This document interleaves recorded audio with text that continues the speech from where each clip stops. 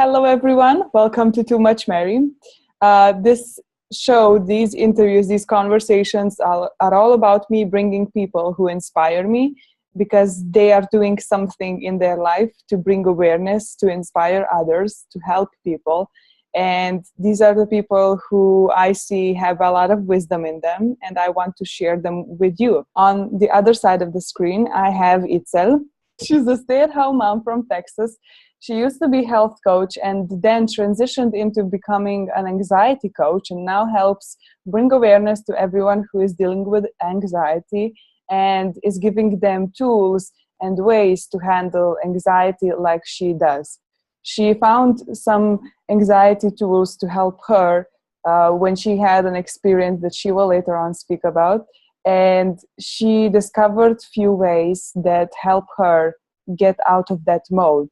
And I met her through Instagram again. And I was immediately inspired by her feed and all that she shares, because she is sharing so openly and helping a lot of people just have those aha moments around anxiety. And I also had one aha moment with her when we spoke for the first time. And yeah, welcome, Itzel. Hi, How are you today? I'm great. I'm so happy and excited that you thought of me, and I'm so happy to be here. So I think that when we spoke, you mentioned that you lived with anxiety your whole life. Is that correct? Yes, correct. So just take me through how was your journey of discovering that you even have anxiety? What was the process? What were the symptoms where you were like, okay, so this is not just me stressing out, but it's actually something more? Can you just take us through the experience? Yeah, I'll try to be quick. uh, um, I've, lived with anxiety my entire life. Looking back to my life since I was like 7 years old, I remember like going to counseling and my mom being called and from school and saying like, I think Itzel needs some kind of like uh counseling, for whatever reason. And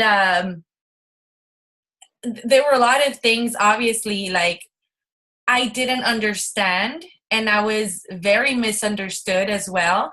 And honestly, I just thought like, I don't know, like, like you don't really put thought into it. And so when I was 13 years old, I started with a tick on my face, and it started getting pretty strong. And I was like, okay, like, I don't know, I'm just like nervous, or I just have too much energy. Um, yeah. And then after that, I got married very young, and I would get like panic attacks, but I never thought that it was a real problem. Mm. I always thought like, oh, I got a panic attack because of this. I always kind of tried to attach it to something Mm. until I was around, I don't know, how old am I now? 30? 31? How old do you feel? That's your age. Oh, yeah. No, I feel like freaking 15. That's for sure. So, A few years ago, like around 2013, I I was getting like I couldn't breathe. I felt like I couldn't breathe, and getting like a little, like everything would just seem like hot, and I would get dizzy. My hands started to go numb all around my like my face, and um I had already had several before, but this one was the worst.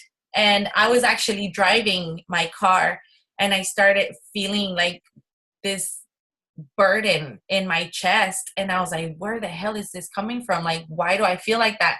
Like how you feel when you're so heartbroken, right? And you have that something there and you can't yeah. get it out. That's how it felt without any reason at all. Like I was just driving to work that day. And so I was driving and I felt so desperate and I just started crying. And I started crying and like trying to catch my breath. And I ended up having like a 1 second faint. I don't even know what it was, but I blanked out completely while driving. So I don't know. I kind of laugh right now because at that moment in my life, I was like, oh my God, like there's something really wrong with me, you know? And I was like, even at that moment, I didn't think I have an anxiety problem. At that moment, I was like, there's something wrong with my lungs. Like I need to go to the doctor and check.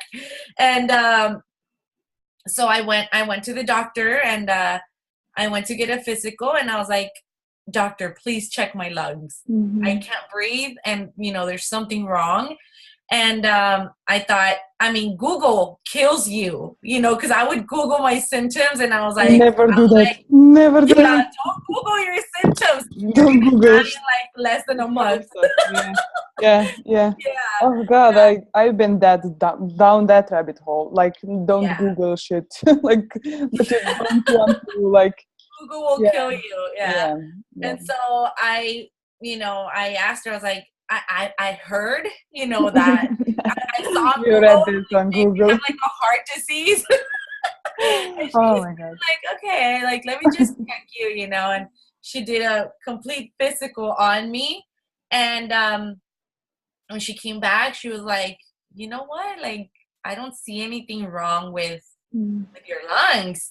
And, you know, she's like, let me check if like you have something like sinuses or something. And, you know, everything came back normal. And so she leaves the room for a while and she's like, I'll be right back. And when she comes back, she's like, I think your problem is more of an emotional thing. And so she pointed me in the way of someone that could, you know, help me out with that. And so I went. And that's when I got diagnosed with severe panic disorder and depression. And I was like, I'm not depressed. Like, what are you talking about? I'm not sad. I thought that being depressed was like being sad and crying all the time, you know? Yeah. And he's like, no, you're depressed. Like, you are.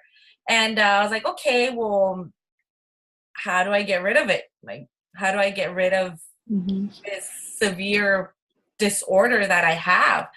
And I mean, to me at that point, like severe panic disorder just sounded so like dramatic. Like, oh my God, like I need to get rid of this, you know? And he broke my heart when he said, you don't. And I'm like, what? What do you mean you don't? Like, he's like, no, like it's something that you're gonna have to live with the rest of your life.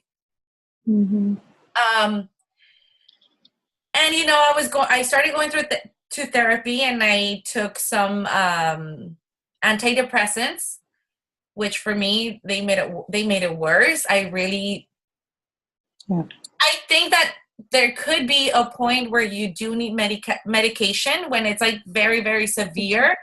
But I mean, I don't know. I just hate medicines. Yeah, I don't like it either. Like, I'm that kind of person. If I have a headache, you know, I would drink water. I would eat plums for the iron in them and stuff that they have, like dry plums, and I would take a sleep.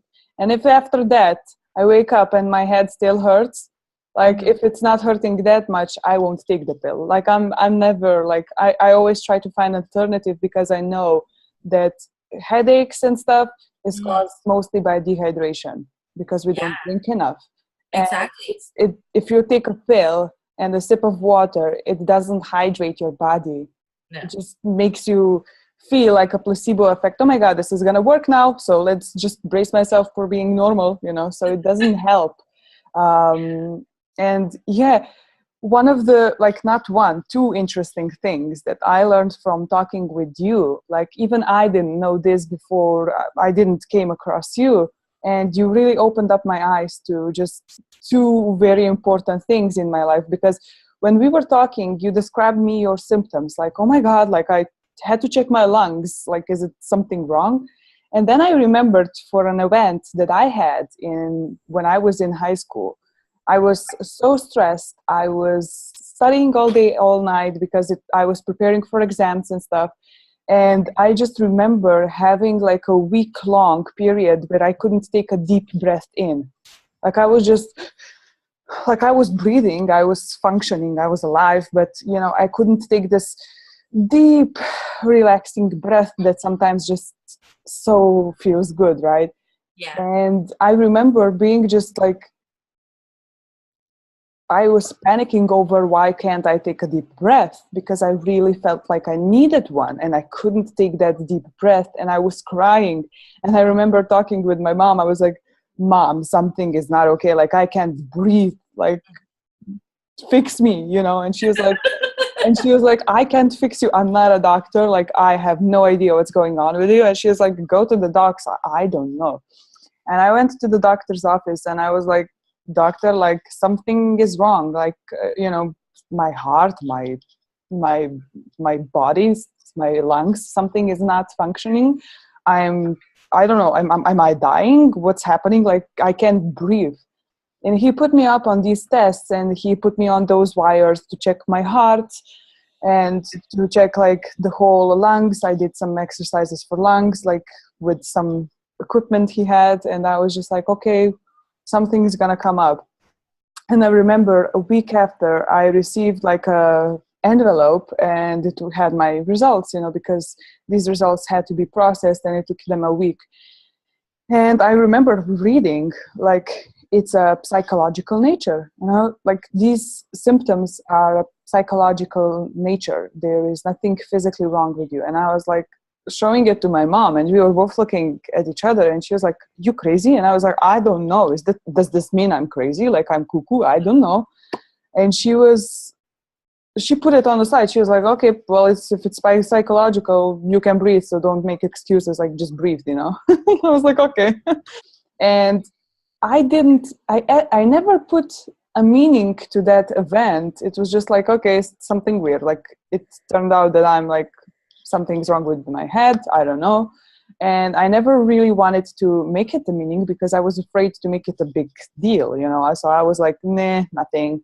And when I was speaking with you, you had the same situation. You had the same symptom, just that yours was kind of more intense than mine, maybe, because for me it went like away in 2 weeks period. But it definitely did make me think, like, why do you think when we find these things out, why do we just want to get rid of it? Like, do you have an answer? Do you like work with people who still don't want to like accept it, who still don't want to see it as it is, and just are like, nothing, even though there's something is not right? Why do we do that? Basically it's just like, we never want to accept that there's something wrong with us. And I say it in quotation marks, because we associate, a mental disorder with like not being right or not being able to, I guess, go through life being happy. Mm-hmm. And so we basically, it's just like our brains neglecting it. It's like when, I don't know, when your husband cheats on you, you're like, you're like, no, this is not happening to me. This is not happening to me, because you don't want to accept the fact that there was something wrong in the marriage. That's just an example. And so it's the same thing especially with ourselves. We don't want to accept that there's something going on. And more than anything, we are afraid of judgment. I think that's one of the biggest obstacles, or one of the biggest fears in our heads, we think that people are gonna judge us, and people are gonna think that we're crazy, and like, oh my God. And that's the first thing that came into my head, like, I'm gonna take meds for my brain, like, like they're gonna think I'm crazy. They're gonna think I'm not gonna be able to go through life. And I even had a little discussion, and I'm gonna be very open about this with my current husband, because I've had several marriages. But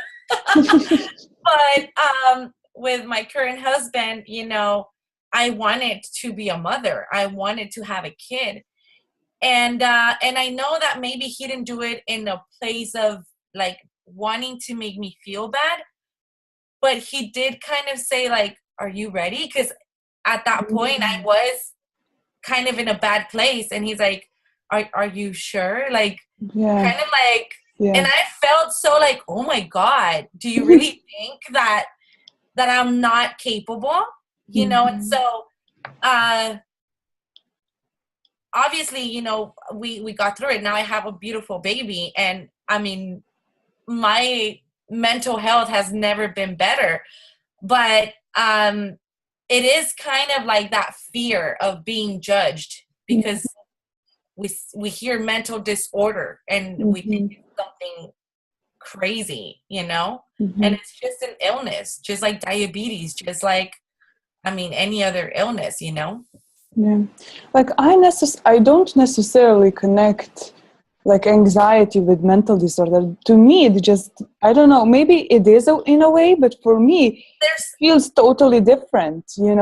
I don't know why. For me, it's like everyone has anxiety at some point in their life. So it's not like this illness. Anybody can have anxiety. Yeah. Some people have an anxiety disorder. Yeah. Okay. Or anybody can have a panic attack. Any human being, like, even if they're like the most calm and peaceful and relaxed person on earth, if they're in this certain scenario where they feel like they can't control, or maybe they're, they feel overwhelmed, they could have a panic attack. But then there's people who have panic disorder.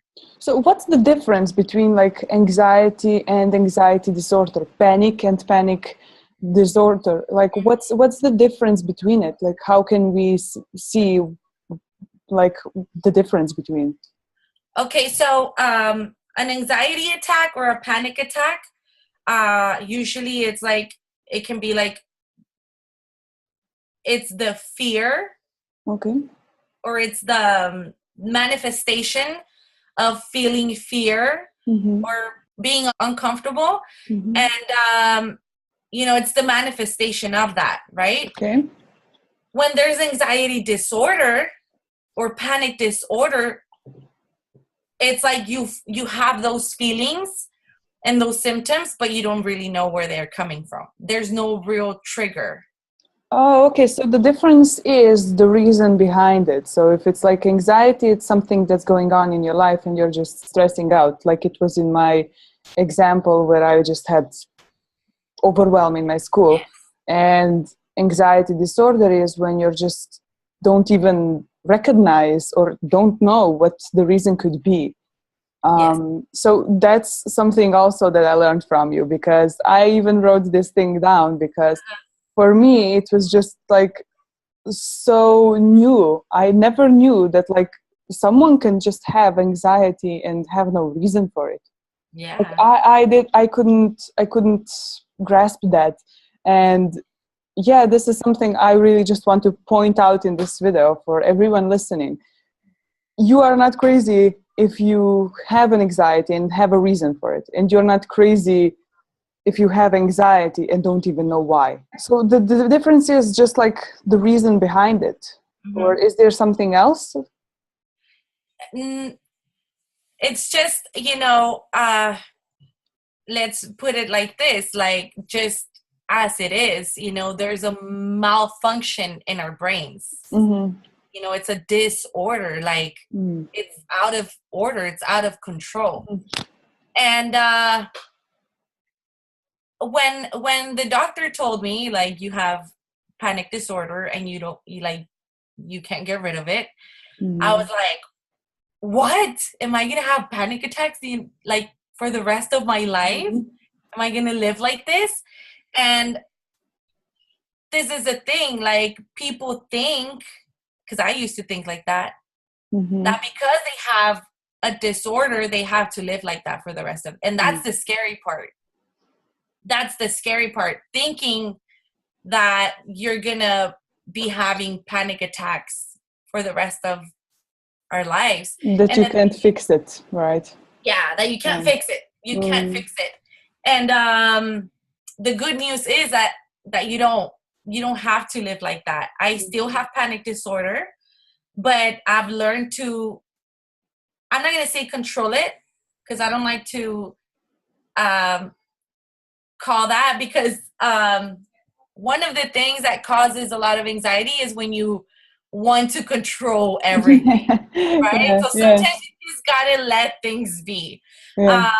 But one of the ways that I've overcome, and I've been able to live a happy life, even with panic disorder and, medical depression and anxiety disorder, like a mental illness, I've managed to live a great life, feel happy. You don't have to live with those panic attacks. I haven't had a panic attack in years. That's great news. Like, I love it. And when we spoke, and what I see on your social media feed and your website and everything is the 5 steps that you continue to speak about. So I would just like for you to share these 5 steps, because I think they are really, really powerful. When I first found out about these 5 steps that you're just sharing with the world, I was just like, okay, which ones am I missing? Like, let me check it out. And there for sure was 1 or 2 that I missed and started implementing in my life. And I noticed the difference. Like, I can say that few of those steps just helped me just make a switch. Like, it's not it is an everyday thing, but as well, when you start to practice it, it just switches something within you, because it's an awareness. So I would love for you to share these 5 steps that you share with your people that follow you, that are dealing with anxiety and that are searching for the tools to manage it, overcome it, not control it.